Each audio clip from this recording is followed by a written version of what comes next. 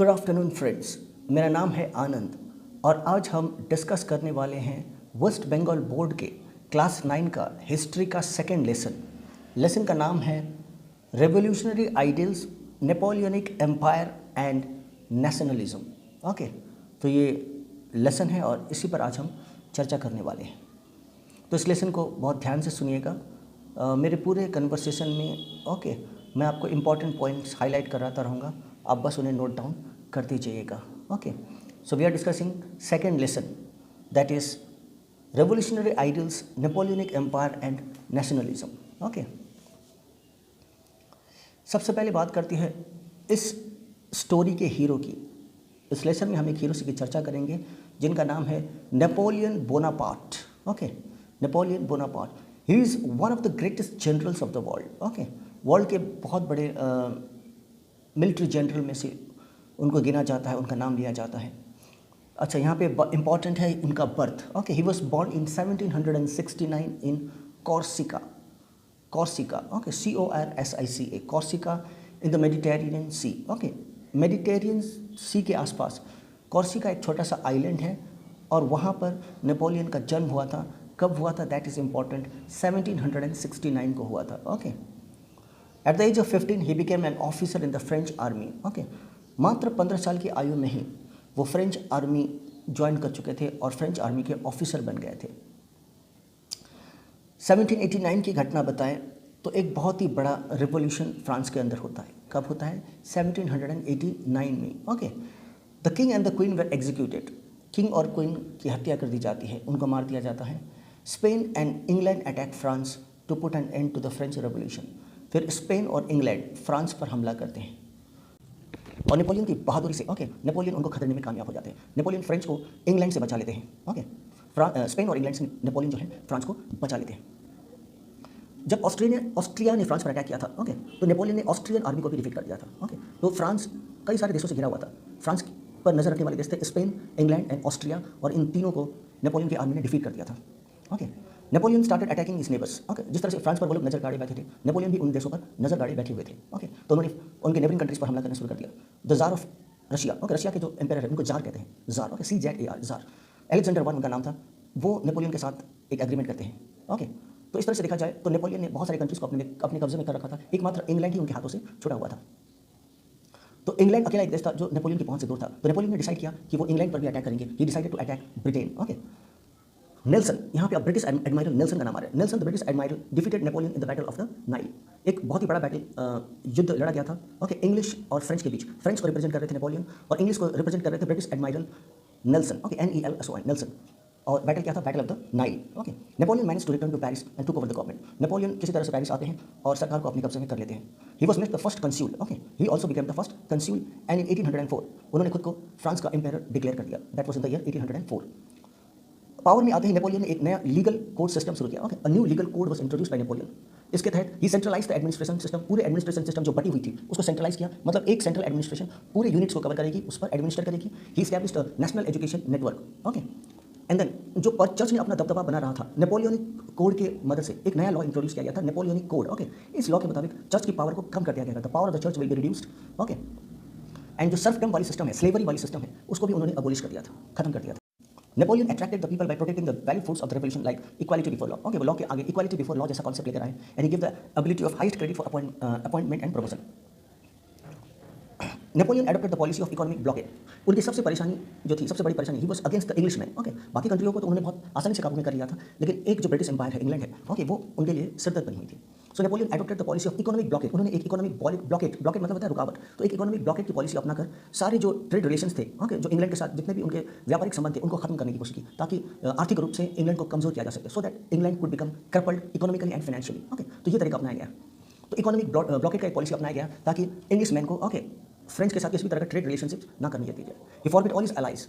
उसके जो allied Nations, जितने भी उसके अलाइड थे, उसके साठ गांठ में थे, ही फॉरबिड देम। उन्होंने उन सारे देशों को जिनके साथ वो जुड़े हुए थे, उन्होंने मना किया कि वो इंग्लैंड के साथ ट्रेडिंग ना करें। इंग्लैंड को दरकिनार करने का उन्होंने प्लान बना लिया था। आर्थिक रूप से इकोनॉमिकली इंग्लैंड को क्रिपल करने के लिए, डिसेबल करने का प्रोग्राम था। मेनी सी बैटल्स वर फोर्ट, उसके बाद कई समुद्री युद्ध हुए, okay, between the English and the French. देखिए सबसे ज़्यादा बैटल की चर्चा यहाँ इंग्लिश और फ्रेंच की ही हो रही है। England attack France through Spain and Portugal. आगे जाकर पुर्तगाल और स्पेन का सहारा लेकर नेपोलियन इंग्लैंड पर हमला करते हैं, okay. Napoleon also attack Russia, he lost his grand army in Russia. सबसे बड़ा आर्मी का उनका लॉस होता है, ओके। वो आर्मी के जनरल थे, ओके, बहुत ही फेवरेट थे एज अ हीरो, लेकिन उनकी सबसे बड़ी कमजोरी होती है रशिया पर अटैक, क्योंकि वहाँ अपने बहुत सारे आर्मी को खो बैठते हैं। After the disaster the rest of the Europe join hands with the English आर्मीज। यहाँ पर नेपोलियन कमजोर पड़ जाते हैं और बाकी का जो यूरोप है और इंग्लिश के साथ यानी कि इंग्लैंड के साथ हाथ मिला लेता है, which entered Paris and then defeated Napoleon, okay. तो इंग्लैंड के साथ बाकी के यूरोपियन कंट्रीज आकर मिल जाते हैं, कब? जब नेपोलियन कमजोर पड़ जाते हैं। रशिया में उनकी बहुत सारी आर्मी खत्म हो जाती है, नष्ट हो जाती है, ओके। रशियन बैटल के बाद नेपोलियन की आर्मी कमजोर पड़ जाती है और इसी का एडवांटेज लेते हुए इंग्लिशमैन सांठ-गांठ करते हैं, ओके, किसके साथ? स्पेन और पोर्तुगल के साथ। उनके साथ हाथ मिलाकर इंग्लिशमैन जो है, इंग्लैंड के लोग जो है वो फ्रांस पर हमला करते हैं, नेपोलियन की आर्मी पर हमला करते हैं, okay. The rest of the Europe join hands with English armies and then they enter Paris and defeat Napoleon. Napoleon को किस साल में हराया जाता है? 1814 में नेपोलियन को हराया जाता है। उसके बाद उनको बंदी बनाकर एल्बा नाम के शहर भेज दिया जाता है। He is then sent as a prisoner to Elba. फिर इसके बाद एक नए राजा की घोषणा की जाती है, ओके। एक नए राजा की घोषणा की जाती है। इस बार राजा बनते हैं लुइस द 18। लुई द 18 को LOUIS, Louis the 18, okay. Louis the 18 को ताज पहनाया जाता है, राजा बनाया जाता है फ्रांस का। एक साल बाद नेपोलियन बस के बताते फिर से, ओके, शासन को हथिया लेते हैं, लेकिन इस बार उनका शासनकाल सिर्फ 100 दिन का ही रहता है, ओके, क्योंकि उनकी आर्मी बहुत कमजोर हो जाती है, वो पहले की तरह मजबूत नहीं रहते।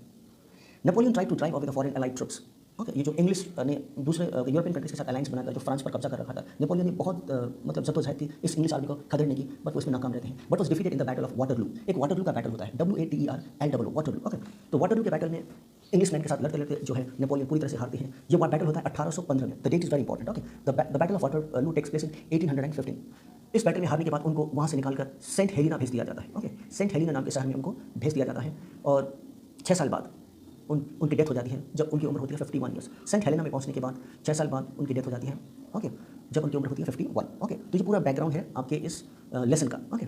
कुछ इंपॉर्टेंट टॉपिक्स डिस्कस करते हैं। यहाँ पे एक इंपॉर्टेंट टॉपिक है the history of the 18th Brumaire, okay. 18th Brumaire की क्या बैकग्राउंड है, क्या हिस्ट्री है, this is very important, okay. 18th Brumaire ये एग्जाम में आएगा, याद रखिएगा, ओके। 18th ब्रूमेयर, चलिए समझते हैं कि 18th ब्रूमेयर क्या है। जब फ्रांस में डायरेक्टरी चल रहा था, डायरेक्टरी मतलब जब राजा का शासन खत्म हो गया था और डायरेक्टरी सिस्टम इंट्रोड्यूस हो गया था, okay. The directors of the France, okay, जब उनकी जो डायरेक्टरी इंट्रोड्यूस हुई थी, जब उनकी पावर बहुत लो चल रही थी, जब वो हार रहे थे, ओके, यही इसी सिचुएशन का नेपोलियन ने एडवांटेज लिया। डायरेक्टरी वाली गवर्नमेंट चल रही थी जिसमें 5 डायरेक्टर्स मिलकर शासन प्रणाली चला रहे थे, एडमिनिस्ट्रेशन चला रहे थे। जब ये डायरेक्टरी सिस्टम ऑफ गवर्नमेंट कमजोर पड़ जाती है तो नेपोलियन इसका एडवांटेज लेते हैं, हैंड्स विद फ्यू डायरेक्टर्स, वो कुछ डायरेक्टर्स के साथ हाथ मिला लेते हैं। It was a bloodless war, okay. एक ब्लडलेस मतलब इसमें रक्तपात नहीं होता, बहुत ही शांति से एक युद्ध होता है। Bloodless coup d'etat, coup d'etat का मतलब होता है सरकार को पूरी तरह से पलट कर देना, ओके। इसको बोलते हैं पलटी मार कर देना, ओके, तख्ता पलट कर देना। तो नेपोलियन ने, ओके, सरकार की तख्ता पलट कर दी थी बहुत ही शांतिपूर्ण तरीके से। नेपोलियन ने अपना मिलिट्री रूल वहाँ पर स्थापित किया फ्रांस के अंदर, okay. He took over the administrative power, okay, on 9th and 10th of November 1799, okay. This incident जहाँ पे नेपोलियन, ओके, डायरेक्टरी को ओवरथ्रो करके, डायरेक्टरी को हरा के खुद पूरी तरह से एडमिनिस्ट्रेशन पर कंट्रोल कर लेते हैं, मिलिट्री रूल एस्टैब्लिश करते हैं। इसी घटना को, इसी इंसिडेंट को बताया गया है 18th Brumaire, okay. This incident is known as the 18th Brumaire that took place in 9th and 10th of November 1799, okay. The 18th Brumaire refers to the incident of 9th of November 1799, okay, in the French calendar. ये वो दिन था जब Napoleon Bonaparte ने खुद को dictator घोषित कर दिया था। डिक्टेटर मतलब अ पर्सन और a ruler who has a complete power over the kingdom, okay, and there is no one to oppose him. उनका विरोधी कोई नहीं होता, पूरा कंप्लीट पावर एक आदमी के हाथ में आ जाता है, तो ये डिक्टेटरशिप वाली गवर्नमेंट हो जाती है, ओके। तो उन्होंने खुद को डिक्टेटर बना लिया था by way of coup d'etat, okay. coup d'etat मतलब वहाँ का जो मौजूदा सरकार है उसका तख्ता पलट करके उसको लड़ा के हरा के उन्होंने एडमिनिस्ट्रेशन को टेक ओवर कर लिया। Napoleon was proclaimed the first council, उसके बाद उनको फर्स्ट काउंसिल घोषित किया गया, that is very important, okay. He was proclaimed, he himself proclaimed, declared himself the first council. The event is often viewed as the effective end of the French Revolution. इस event को आप एक तरह से असरदार अंत मान सकते हैं फ्रेंच क्रांति की, फ्रेंच रेवोल्यूशन की, ओके। बात करते हैं ट्रीटी ऑफ कैंपो फॉर्मियो, जो ट्रीटी भी इंपॉर्टेंट है, ओके, वेस्ट बंगाल बोर्ड के स्टूडेंट्स के लिए। द ट्रीटी ऑफ कैंपो फॉर्मियो, ये ट्रीटी साइन की गई थी 1797 में। दो लोगों के बीच में ट्रीटी हुई थी। ट्रीटी का मतलब है agreement, okay. The treaty of Campo Formio was signed between Napoleon Bonaparte and Count Philipp von Cobenzl, okay. ये किसके बीच में हुआ था? Napoleon Bonaparte and Count Philipp von Cobenzl, COBENZ, Cobenzl, okay, as the representative of France and Austria. एक तो Napoleon है जो फ्रांस के रिप्रेजेंटेटिव है और दूसरे जो काउंट फिलिप है वो ऑस्ट्रिया के रिप्रेजेंटेटिव है। दोनों ने मिलकर एक संधि की, एक एग्रीमेंट किया, ओके। इस ट्रीटी का नाम दिया गया था कैंपो फॉर्मियो और ये साइन की गई थी 1797 में, ओके। तो ये ट्रीटी तब साइन की गई जब ऑस्ट्रिया हार गया, ओके। ऑस्ट्रेलिया नहीं, AUSTRIA, ऑस्ट्रिया हार गया था, किससे? फ्रांस से, ओके। हारने के बाद ये ट्रीटी साइन की गई थी दो लोगों के बीच में, काउंट फिलिप और नेपोलियन के बीच में, ओके। द ऑस्ट्रियन जो कंट्री है, okay, the country was forced to sign this treaty. उनको मजबूर किया गया इस हस्ताक्षर देने के लिए इस संधि पर, इस ट्रीटी पर, ओके। अब इस ट्रीटी के प्रोविजंस को समझते हैं। इस ट्रीटी के क्या क्या इंपॉर्टेंट प्रोविजंस क्या कहते हैं, मेन गाइडिंग पॉइंट्स क्या कहते हैं। इस ट्रीटी के मुताबिक, okay, according to the treaty of Campo Formio, Austria give up the Netherlands and Lombardy. इस एग्रीमेंट को साइन करने के बाद ऑस्ट्रिया के हाथ से नीदरलैंड निकल गया और लोम्बार्डी निकल गया। लोम्बार्डी और नीदरलैंड पहले ऑस्ट्रिया के हिस्से हुआ करते थे। ओके, तो इसका कॉन्सिक्वेंस क्या निकला? The signing off the treaty, signing off the agreement, what was the consequence? Austria give up, Austria loss, कुछ राज्य उसके हाथ से निकल गया। क्या क्या निकल गया? नीदरलैंड्स और लोम्बार्डी निकल गया। किसकी झोली में चला गया? फ्रांस की झोली में चला गया। Okay, the second provision was the province of Rhine. Rhine एक नदी का नाम है। Okay, the province of Rhine जो कि ऑस्ट्रिया और जर्मनी के बीच में लोकेटेड थी, ये जो रिवर, ओके, ये राइन रिवर का भी जो स्वामित्व है, जो कंट्रोल है, वो फ्रांस के हाथ में चला गया। Italy accepted the supremacy of the France over Lombardy. Okay, तो इटली ने भी हाथ खड़े कर दिए और लोम्बार्डी को फ्रांस को सौंप दिया। इन रिटर्न फ्रांस के Austria most of the old Venetian Republic, लेकिन फ्रांस पे इतना कठोर दिल नहीं था। ओके, बदले में फ्रांस ने भी कुछ राज्य लौटा दिए। वेनेशियन रिपब्लिक जो भी इटली का कभी पार्ट हुआ करता था, उस इटली को रिस्टोर कर दिया गया। ओके, फिर बात करते हैं Concordat act of 1801। Okay, Concordat act, CONCORDAT, Concordat act of 1801 1801 का कॉनकॉर्ड एक्ट। ये क्या है? Napoleon made a compromise. Okay, तो कॉनकॉर्ड एक्ट एक तरह का एग्रीमेंट था, एक कॉम्प्रोमाइज था, जो नेपोलियन ने किया था किसके साथ? पोप के साथ। पोप कौन होते हैं? चर्च के जो ऑफिशियल हेड होते हैं, द पोप। ओके, उनके साथ ये एग्रीमेंट की गई थी। नाम था concord act of 1801। Okay, Napoleon made a compromise with the papacy. Papacy means the head of the church, that is the pope. Okay, he entered into an agreement with the pope in 1801 1801 में ये agreement होती है pope और Napoleon के बीच में। इस agreement को कहा गया है Concordat act in the history of Europe. अब इसके भी कुछ टर्म्स एंड कंडीशंस थे इस एग्रीमेंट के। वो क्या थे? ऑल द बिशप्स, जितने भी जो ऑफिशियल हेड है, जो कि चर्च के ऑफिशियल्स हैं, बिशप्स हैं। ओके, बिशप कहते हैं। All the bishops would be appointed by the pope from the list proposed by the state. तो एक लिस्ट राज्य की तरफ से दी जाएगी देश की तरफ से, और उसी लिस्ट में से जो पोप हैं अपने लिए, ओके, बिशप्स चुनेंगे, अपने ऑफिशियल हेड को चुनेंगे। And all the officials would receive their salary and take an oath of loyalty to the government. Okay, और जितने भी ऑफिशियल्स चुने गए हैं, चर्च के जो ऑफिशियल्स हैं, जो बिशप्स चुने गए हैं, किसके द्वारा? पोप के द्वारा। वो सब अपना सैलरी लेंगे और शपथ लेंगे कि वो सरकार को लॉयल रहेंगे। ओके, चर्च कभी गवर्नमेंट के कामकाज में दखलंदाजी नहीं करेगा, इंटरफेरेंस नहीं करेगा। ये एग्रीमेंट में लिखा गया था, कॉनकॉर्ड एक्ट में लिखा गया था। The pope agreed to the decision taken during the revolutionary period that the property of the church which was confiscated. Confiscated मतलब जो जब्त करी गई थी, छीन ली गई थी। चर्च की जो प्रॉपर्टी है, चर्च की जो बिल्डिंग है, जो कन्फिस्केट की गई थी, कन्फिस्केट मतलब जब्त करी गई थी, छीन ली गई थी। इस एग्रीमेंट के मुताबिक वो सारी जमीनें, प्रॉपर्टीज, लैंड, बिल्डिंग जो चर्च को बिलोंग करता है, चर्च को लौटा दी जाएगी। Okay, tolerance was given to the Protestant. और एक शर्त ये भी रखी गई थी कि प्रोटेस्टेंट जो एक कम्युनिटी है, ओके, चर्च की एक कम्युनिटी होती है, प्रोटेस्टेंट बोलते हैं, उनके साथ भी फेयर ट्रीटमेंट किया जाएगा। लुथेरेंस नाम की कम्युनिटी होती है, ज्यूज नाम की जो कम्युनिटी है, अलग अलग कम्युनिटीज जो वहाँ पे बसवास कर रहे थे फ्रांस में, प्रोटेस्टेंट्स, लुथेरेंस और ज्यूज, इन सब के साथ फेयर ट्रीटमेंट की जाएगी। ओके, इन सब का कम्युनिटी का ध्यान रखा जाएगा। फिर बात करते हैं कोड नेपोलियन की। ओके, कोड नेपोलियन क्या है? The most important of Napoleon's contribution was the code Napoleon, the French civil code established by him. ये कोड नेपोलियन इंट्रोड्यूस की गई थी 1804 में। ओके, ये एक सिविल कोड था, मतलब यहाँ पे सिटीजन्स की रिस्पॉन्सिबिलिटी बताई गई थी। Okay, France was plagued by numerous conflicting codes of law.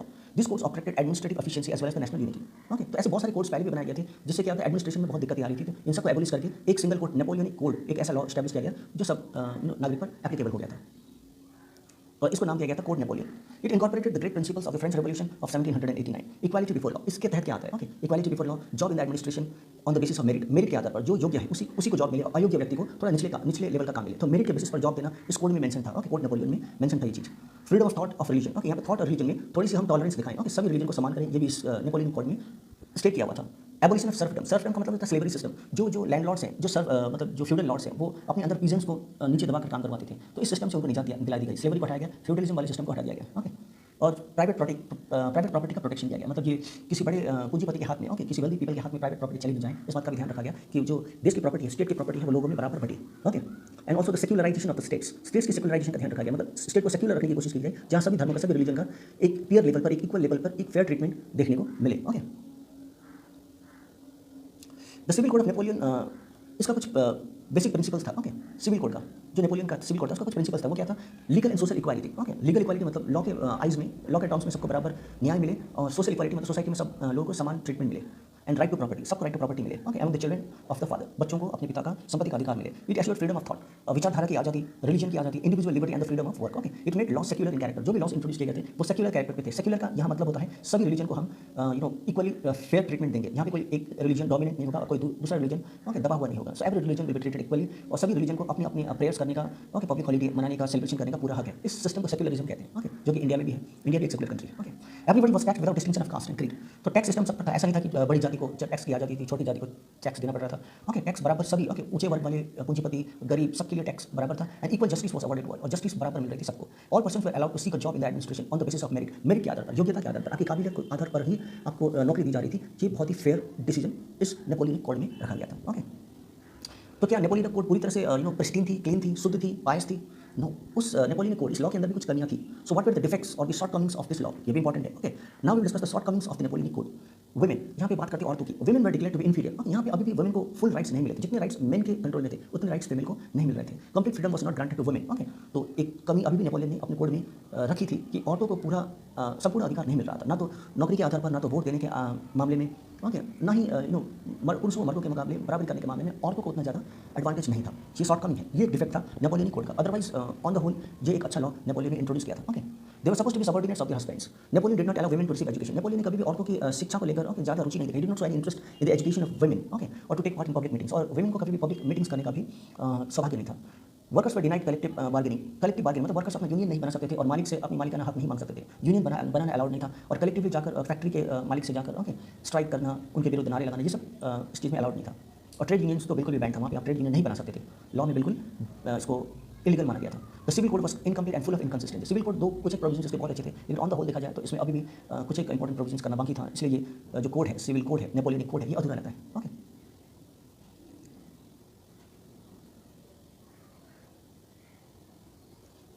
Okay, next हम बात करेंगे बैटल ऑफ ट्रफालगर के बारे में। ओके, बैटल ऑफ ट्रफालगर जो कि हुई थी 1805 में। कब हुई थी? 1805 में। Okay, battle of Trafalgar. Napoleon chalked out the plan to attack England. इस बैटल ऑफ ट्रफालगर में नेपोलियन ने एक पूरा रोड मैप बना लिया था, प्लानिंग बना लिया था कि वो कैसे इंग्लैंड को अटैक करेंगे। And for this he also gathered a large army.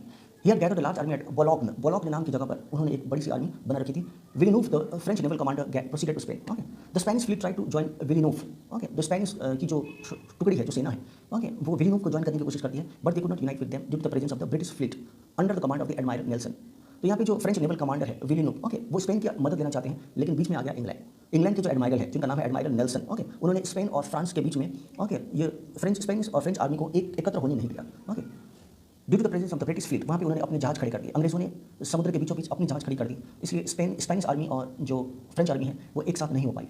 और fierce battle, naval battle was fought. Okay, तो समुद्री लड़ाई हुई, एक naval battle, NAVAL, naval battle हुई। ओके, समुद्री लड़ाई हुई by both commanders of the island of Trafalgar 1805। तो ट्रफालगर की लड़ाई बेसिकली फ्रांस और अमेरिका के बीच थी, फ्रांस और इंग्लैंड के बीच थी। Okay, the French and Spanish fleets, Spain ने तो फ्रांस का बहुत सहयोग दिया था, लेकिन दोनों साथ लड़कर भी इंग्लैंड को हरा नहीं पाए। Okay, the supremacy of the English naval fleet was established. उस बैटल के बाद, ओके, इंग्लिश फ्लीट जो है, जो टुकड़ी है, जो जहाज की जो टुकड़ी है, जो इंग्लिश की जो आर्मी है, वो और भी फिर हम नेक्स्ट बात करते हैं ट्रीटी ऑफ टिलसिट की। ओके, ट्रीटी ऑफ टिलसिट जो कि 1807 में हुई थी। ट्रीटी ऑफ टिलसिट 1807, डेट याद रखना। ओके, ये हुई थी अलेक्जेंडर, रशिया के जो जार हैं अलेक्जेंडर और नेपोलियन के बीच में। ओके, इस ट्रीटी, इस समझौते के मुताबिक क्या क्या टर्म्स थे? The czar that is Alexander of Russia recognize the Napoleonic settlement in Germany, Italy and Poland. तो यहाँ पर जार ने प्रॉमिस किया कि वो इंटरफेयर नहीं करेंगे, कहाँ, जर्मनी, इटली एंड पोलैंड, क्योंकि ये तीनों देश अब नेपोलियन के कंट्रोल में था। Napoleon and Alexander were free to interfere according to their will in western and eastern Europe. फिर इस समझौते में, इस अग्रीमेंट में ये भी था कि अलेक्जेंडर जो रशिया के शासक हैं और नेपोलियन जो फ्रांस के शासक है, नेपोलियन और अलेक्जेंडर ईस्टर्न और वेस्टर्न फ्रांस में कहीं पर भी कब्जा कर सकते हैं। रशिया इस पर दखलंदाजी नहीं करेगा और फ्रांस भी इस पर दखलंदाजी नहीं करेगा, ये इस ट्रीटी में मेंशन है।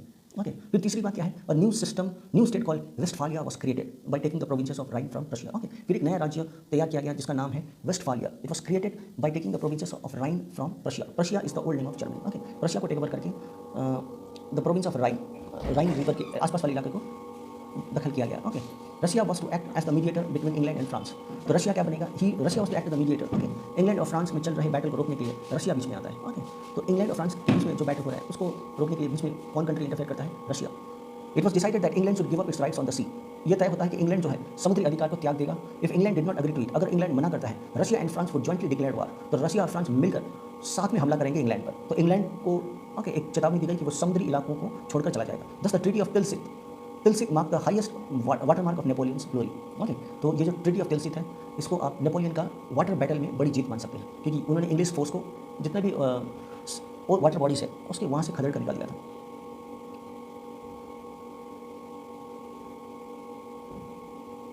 अच्छा, यहाँ पे इंपॉर्टेंट क्वेश्चन ये है, कुछ एक क्वेश्चन इंपॉर्टेंट है। ओके, जैसे कि why did Napoleon attack Russia? Napoleon ने रशिया पर हमला क्यों किया? ओके, ये 2 मार्क का क्वेश्चन बन सकता है, इसलिए इसकी चर्चा करते हैं। Napoleon and the tsar of Russia became allies after the treaty of Tilsit. अभी हमने जिसकी चर्चा की थी, ट्रीटी ऑफ तिलसित। ओके, तो इस ट्रीटी के मुताबिक ओके दोनों कंट्रीज एलाइज बन गए हैं, फ्रेंड बन गए हैं, लेकिन ये फ्रेंडशिप बहुत लंबा नहीं चलती। ओके, लेकिन दोनों के बीच में कुछ डिफरेंसेस होते हैं। किसके बीच में? फ्रांस और रशिया के बीच में। इस वजह से Napoleon was angry with the jar because he felt that the jar had not helped him in the battle. Napoleon jar के साथ खफा था, गुस्सा था, क्योंकि जार मतलब रशिया के जो एम्पायर है, उसने नेपोलियन की मदद नहीं की थी। तब ओके जब ऑस्ट्रिया और फ्रांस के बीच में लड़ाई चल रही थी, ऑस्ट्रिया ने जब फ्रांस पर अटैक किया था तब रशिया ने हेल्प नहीं की थी। दूसरी इंपॉर्टेंट बात क्या हुई? Napoleon turn against the czar as he was not following the continental system rigidly. Okay, तो वो कंटिनेंटल सिस्टम को प्रॉपरली फॉलो नहीं कर रहे थे। कौन नहीं फॉलो करते? ज़ार। इस वजह से नेपोलियन खफा थे। The czar had a fear that Napoleon would help and instigate the Poles. तो ज़ार के मन में ये डर था कि ये जो पोलिश पीपल है, पोलैंड के पीपल को भड़का सकता है नेपोलियन रशिया के अगेंस्ट में। Okay, the czar doubted that Napoleon wanted to establish his sway over the whole of Europe. तो ज़ार के मन में ये भी फियर था कि जो नेपोलियन है, ओके, वो बाकी यूरोपियन कंट्रीज की मदद लेकर, ओके, ज़ार पर अटैक कर सकता है, रशिया को भी टेक ओवर कर सकता है। So he become suspicious of Napoleon. तो उसके मन में नेपोलियन के अगेंस्ट संदेह पैदा हो गया।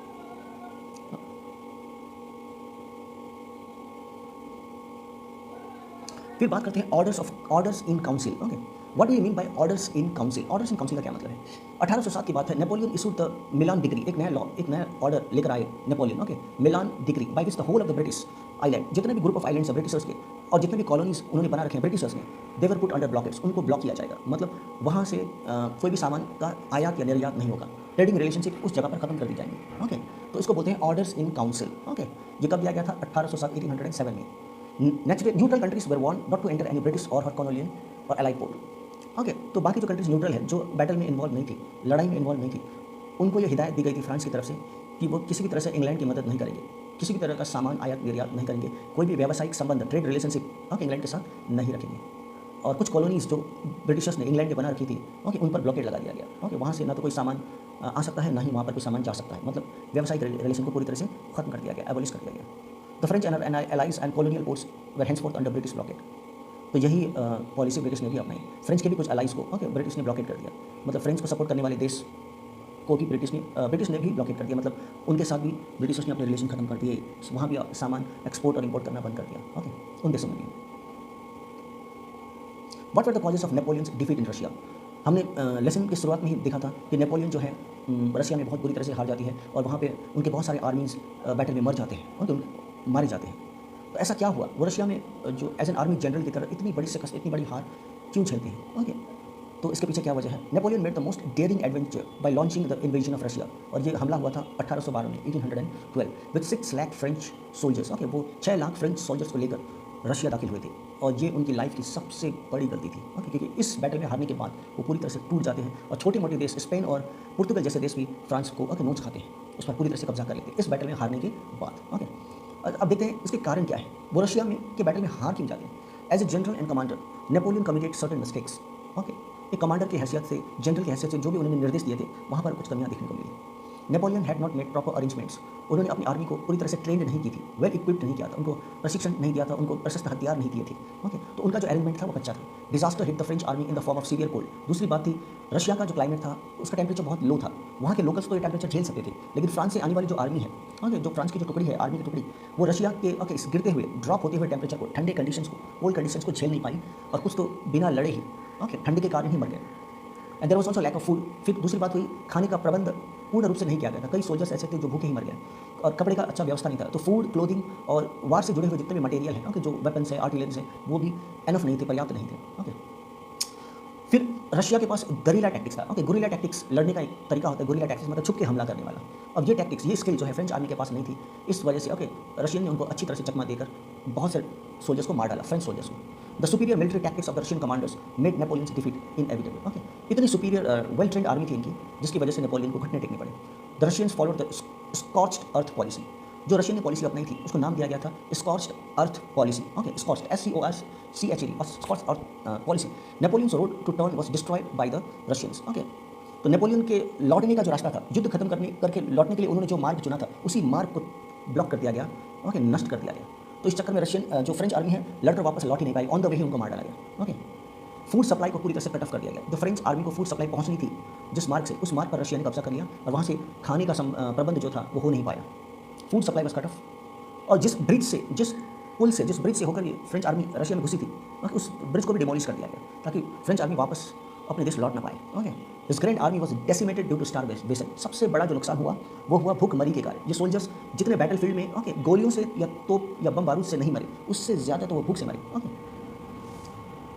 What were the consequences of Napoleon's defeat in Russia? Napoleon के रशिया में हारने के बाद, ओके, क्या नतीजे देखने को मिले? The enemies of Napoleon being inspired by his defeats raised their heads. Napoleon के दुश्मनों ने फिर अपना फन उठाना शुरू कर दिया। Okay, the countries of central Europe were inspired and try to achieve their independence. Central European countries भी नेपोलियन के अगेंस्ट खड़ी हो जाते हैं। The joint army of Prussia and Russia began a war of independence against France and created havoc in the French army. Okay, तो Prussia, former Germany, okay, Germany का पुराना नाम है प्रशिया। प्रशिया और रशिया मिलकर फ्रांस पर हमला करते हैं। अब फ्रांस को कोई बचा नहीं सकता था क्योंकि नेपोलियन पूरी तरह से टूट चुके थे, okay. Right a short note on the battle of Waterloo. चलिए बैटल ऑफ वाटरलू के बारे में कुछ चर्चा करते हैं। इन 1815, बात है 1815 की, okay. In 1815 Napoleon came to France from Elba, okay. Napoleon Elba शहर से फ्रांस आए थे and his faithful soldiers and officer joined, और जो भी उनके भरोसेमंद सोल्जर्स थे उन्होंने उनका साथ दिया था। The allies forgot all their differences and prepared themselves to crush him. They accused Napoleon of disturbing the peace of Europe. तो जितने भी एलाइड कंट्रीज थे जो मिले हुए थे वो नेपोलियन के विरुद्ध हो गए और नेपोलियन पर आरोप लगा यूरोप में शांति भंग करने की, okay. Napoleon had a firm faith that he would defeat the joint army of the allies. Napoleon को पूर्ण विश्वास था कि वो जो जॉइंट आर्मी है, सारे एलाइड कंट्रीज के जो आर्मी है उनको हरा देंगे। The allies also organize 2 armies under the chief commander Duke of Wellington and Marshal Blucher, okay. Chief commander Duke of Wellington and Marshal Blucher के सपोर्ट से, ओके, एलाइज जो है अपने सोल्जर को मजबूत बनाती है। The Duke of Wellington gathered a huge army. The Duke of Wellington, okay, Wellington के जो सबसे बड़े शहजादे हैं वो एक बहुत बड़ी आर्मी गैदर करती है, इकट्ठा करती है on the place call Waterloo, Waterloo नाम की जगह पर, ओके। जून 1815 में a fierce battle was fort. 7 घंटे की लड़ाई लड़ी जाती है जून 1815 में, okay, on the plains of Waterloo, Waterloo के प्लेन एरिया में।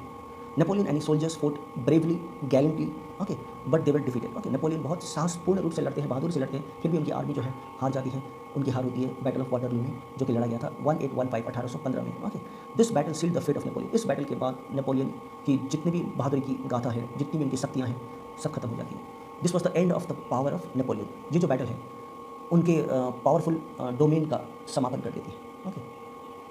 इस टॉपिक को हम सेकंड पार्ट में कंटिन्यू करेंगे, ओके। आज के लिए बस इतना ही। Thank you.